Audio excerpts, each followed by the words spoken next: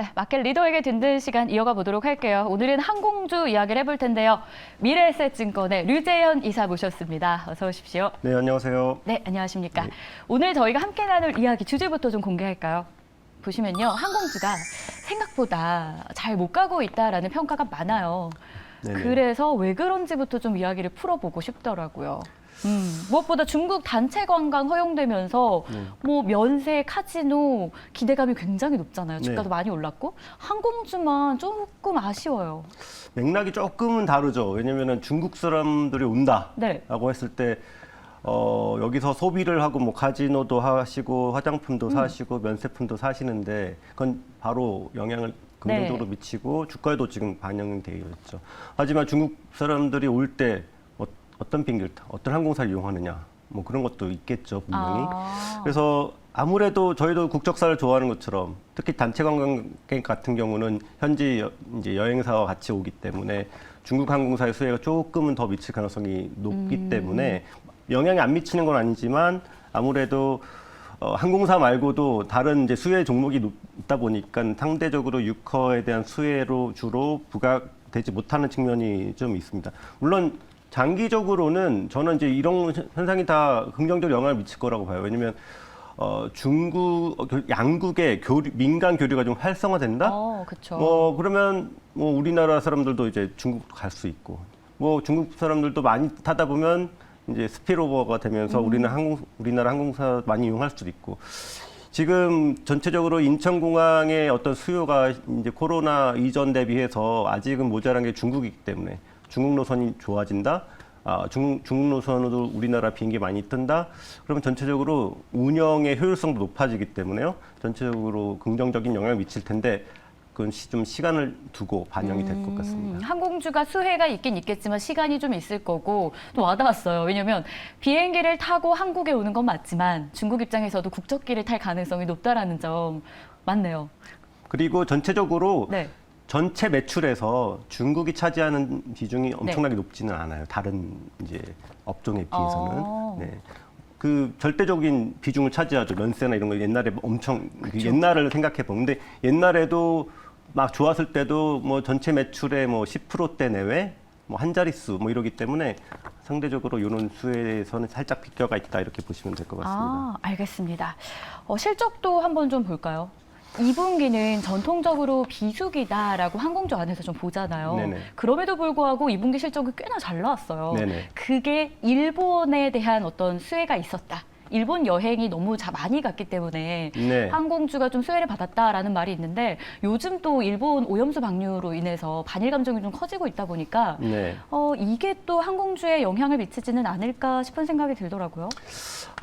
일단은 뭐 지켜봐야겠습니다. 네. 뭐 8월에 이제 본격화됐기 때문에 9월 숫자까지 8월 9월 숫자를 봐야지 알겠습니다만 그냥 제가 개인적으로 느끼는 거는 과거에 노제팬 했던 네. 그 시절 때보다는 조금 그런 영향이 좀 덜한 것 같습니다. 아무래도 아직도 코로나 때문에 이제 못 갔던 여행 수요들이 좀 남아 있고 왼저 효과가 좀 죽었지만 여전하는 상황이기 때문에 아직 체감되는 숫자는 아닌 것 같아요. 물론 더 좋을 수 있었던 거에 비해서 좀 떨어지긴 하겠지만 네. 반대로 뭐 지금 뭐 언론 같은 데 보면은 중국 뭐 이쪽에서 반일 감정이 상당히 높다라고 알려져 있죠. 뭐 그런 상황에서 보면은 상대적으로 반사이익을 누릴 수 있을 거다라는 생각도 조금 듭니다. 뭐 일본을 만약에 많이 안 간다 중국 사람들이 네. 그러면 한국을 선택할 수도 있는 것이고 물론 말씀하셨듯이 중국에서 오는 게 직접적인 영향을 미치지는 않습니다. 근데 말씀하셨듯이 만약에 일본을 안 간다고 했을 때 그러면 엄청난 악재냐라고 했을 때 또 일본 안 가면 또 다른 데 갈 수도 있거든요. 그런 것도 좀 고려를 한다 그러면은 엄청난 이런 상황이 지금 주가에 악재로 작용할 가능성도 높지는 않다고 생각합니다. 그럼 뭐 평균적인 흐름을 유지할 가능성이 있다라는 점 정도로 정리해도 되는 거죠? 그렇죠. 뭐 더 중요한 건 사실 경기나 이런 것들이죠. 그렇죠. 그때도 제가 말씀드렸습니다만 이연 수요에 숨어져 있는 이 경기 효과. 상반기에는 느끼지 못했지만 이연 수요가 없어졌을 때 경기 효과 그대로 수요에 반영이 됐을 때 얼마나 이 실적에 대한 기대감이 높아질 수 있을 것이냐 떨어질 수 있을 거냐 이런 것들이 올해 지금 쭉 주가 흐름에 항공주가 그런 것들을 좀 반영하고 있지 않나 생각합니다. 좋습니다. LCC 주가도 한번 볼까요? 박스권에 있어요. 2분기에 정말 최대 실적을 달성했다라고 칭찬을 받았는데 그때 잠깐이었고요. 생각보다 주가 흐름이 막 훨훨 난다라는 표현을 쓰기 좀 아쉽더라고요. 그 배경 뭐라고 보세요? 일단 주가가 언제 좋았냐라고 보시면은 1분기 때 좀 나쁘지 않아. 올 연초에 네. 물론 다른 주가도 좀 올랐습니다만 1분기 생각보다 좋았다라는 점이 네. 많이 반영이 됐죠. 근데 막상 뚜껑을 읽어봤는데 좋았는데 그때부터는 주가가 오히려 좀 안 좋았던 맞아요. 모습들. 살짝 국지적으로 올랐다가 다시 빠지는 모습. 결국은 이 항공업도 약간 사이클을 타는 이제 어닝 사이클을 타기 때문에 어닝의 피크 시점이 중요합니다. 분기별로 보면 그러면 1분기보다 3분기가 더 원래 좋거든요. 그러면 1분기가 이렇게 좋은데 그럼 3분기는 더 좋겠네 네. 라는 기대감을 충족시킬 수 있느냐가 올해 이 주가 흐름의 포인트 중에 하나였다. 그런데 이연 수요는 영속적이지 않거든요. 한 번, 두 번 가다 보면은 또 계속 갈 수는 없는 것이니까. 물론 지금 분명히 3분기 때도 그 여행 수요가 많았을 겁니다. 하지만 1분기보다 더 많았냐라고 했을 때는 장담할 수 없는 것이고 지금 실적의 어떤 추정치들을 보시면은 1분기 때보다는 3분기 때 그렇게 오히려 더 높지 않다라고 좀 추정이 되는 부분도 있는 상황이고요. 조금 길게 보면 연간으로 봐야죠. 올해 실적 이렇게 역사적으로 유례없는 실적이 나왔는데 그럼 내년 어떨 것이냐? 네. 까지 아마 올해 하반기 때 이제 본격적으로 이제 4분기로 넘어가면 내년 실적에 대한 어떤 것들이 주식 주가에도 반영이 될 텐데 그런 측면에서 조금 불리하죠. 작년에 항공주가 아닌 다른 어떤 뭐 해운이라든지 뭐 물류 이런 쪽도 상당히 좋았어요, 작년에. 역사적 최고의 숫자였는데 주가가 좋지 않았다는 것이 결국 피크 아웃에 대한 우려가 좀 반영이 됐기 때문이 아닌가 생각을 하고 있습니다. 네. 그럼 LCC 안에서도 종목을 좀 볼까요? 진에어는 목표 주가가 하향 조정이 됐더라고요. 저희가 전체적으로 이제 LCC에 대한 네. 그 의견이 아주 좋지는 않습니다. 어. 예, 저희가 이제 제주항공도 이제 목표 주가 낮췄고 이런 것들이 좀 지금 말씀드렸듯이 기대감이 좀 많이 반영이 됐었다라는 것이고 시장 기대를 좀 못 미칠 가능성이 높다라는 것. 피크아웃에 대한 우려, 이거는 이제 밸류에이션에 좀 작용을 하는 것이거든요. 그래서 제가 상대적으로 진에어를 조금 더 좋아하긴 합니다. 상대적 밸류에이션 매력이라든지 아니면 대한항공 계열이라는 어떤 프리미엄. 과거에는 이제 제주항공을 저희가 좋아했을 때는 1등 LCC로서의 어떤 프리미엄 저희가 강조를 좀 드렸었는데 이제 코로나를 한번 맞고 나서는 이제 제주항공 같은 경우는 증자를 조금 더 많이 했어요. 네. 근데 반면에 진에어 같은 경우는 앞으로 대한항공이 워낙 재무 구조가 좋아졌습니다. 네. 그리고 진에어가 한진칼의 자회사에서 또 대한항공의 자회사로 오면서 그런 어떤 재무적 안정성에 대한 어떤 센티멘트 개선 이런 것들을 반영해서 조금 좋아하는데 결국 아직은 저희가 매수 의견을 갖고 가고 있는 LCC 종목은 없습니다. 네네. 알겠습니다. 그러면은 LCC 특가 경쟁이 엄청 치열한 상황인데 이게 또 흠집을 내지는 않을까라는 우려감에 대해서 간략히 좀 조언해 주신다면요. 글쎄요, 특가는 연중 계속 나오죠. 저는 특가 잡으신 분들 네. 되게 존경하는데 저 한 번도 못 잡아봤거든요. 뭘 하려고 하면 없죠. 끝나 있어요. 예. 그게 뭐냐면은 사실 이게 마케팅의 도구거든요. 수량이 혹시 얼마 안 돼요? 많지 않죠. 아. 예. 이게 정말 코로나처럼 극단적인 어떤 침체가 오면은 전체적으로 낮아지지만 네. 프로모션은 대부분 수량이 많지 않고 관심 뭐 뉴스 막 나오고 그러잖아요. 네. 뭐 어디 그런 것들이 이제 다 마케팅의 수단이기 때문에 어떻게 보면 소비자분들한테는 약간 저 같은 조금 막 빠릿빠릿하지 못하는, 못하면 네. 그 약간 신기루 같은. 그래서 그런 게 나온다고 해서 무조건 악재는 아닐 것이다.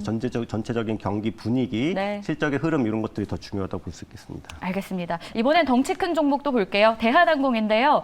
여객은 잘 가는데 화물 실적이 좀 불균형하다라는 말들이 있잖아요. 또 하반기에는 이 균형을 맞춰올 수 있을까요?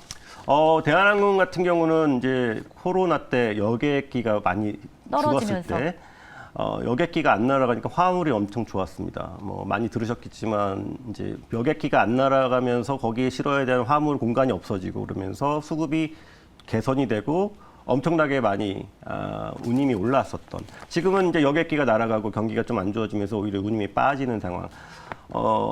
그러면 여객이 좋아지고 화물이 떨어지는데 그럼 올라가는 속도가 빠르냐, 화물이 내려오는 속도가 빠르냐 네. 종합해 보면 화물이 아무래도 내려오는 속도가 좀 빠르다. 그래서 이제 대한항공 같은 경우도 여객이 많이 좋아지는데 작년보단 실적이 좋은 편은 아니겠죠. 물론 과거 대비 엄청 좋습니다. 그래서 저희가 긍정적으로 보고는 있습니다만, 그래서 어쨌든 화물이 저희가 여객하지만 화물이라는 화물이라는 건 이제 사실 물건이 많이 팔리고 안 팔리고 경기에 더 민감하고 이게 B2B 비즈니스이기 때문에 운임의 변동이 엄청나게 심합니다. 그래서 그것이 실적의 변동을 많이 좌우를 하거든요. 여객이 뭐 1, 20% 움직인다면 화물은 뭐 4, 50%씩 움직이기 때문에 매출 비중이 작지만 더 의미 있는. 그래서 저희가 화물 경기를 잘 봐야 된다라고 생각을 하고 있고.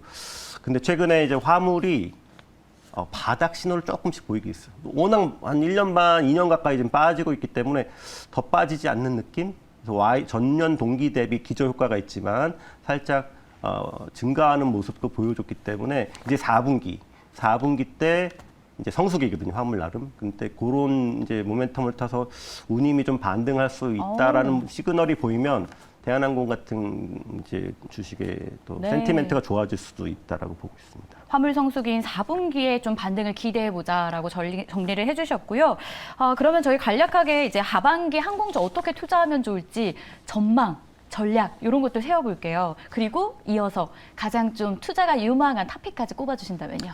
네, 뭐 상반기 흐름에서 크게 벗어나진 않을 거라고 일단은 생각합니다. 네. 왜냐면은 경기 둔화 염려가 아직도 있고, 근데 특히 이제 여객은 피크아웃의 우려.